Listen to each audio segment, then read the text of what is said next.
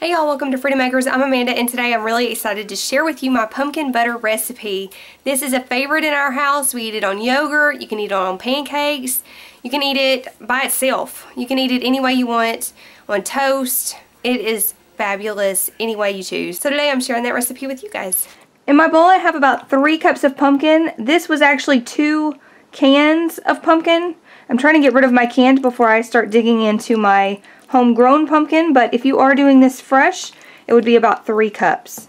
To this, I'm adding about 3/4 of a cup of brown sugar, 3/4 of a cup of apple juice,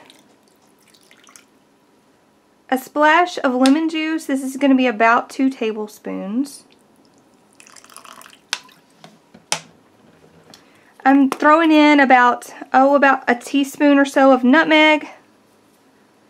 And then I'm using 1 drop of my clove bud oil from doTERRA. 1 drop. And then I'm also using 1 drop of the cinnamon bark oil from doTERRA. Then you're going to mix this thoroughly. I like to store this in mason jars. And it smells amazing.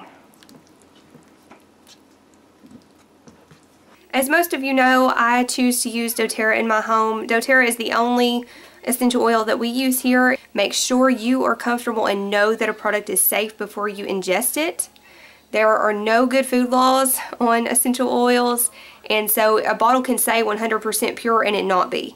I did a lot of research before bringing oils into my home and was very skeptical at first about internal usage or usage in food. I feel like now if it's not safe enough to ingest, then it's not safe enough for me to use in the air or on my skin. So just something to think about. Do your research. Make sure you really dig in there. There are some really great companies and there are some really awful companies, and I just urge you to choose something that you know you're okay with having around yourself and your children. So I hope you guys enjoyed the video today. Thank you so much for stopping by. I hope you enjoy making your own pumpkin butter. I'll catch you next time. Enjoy!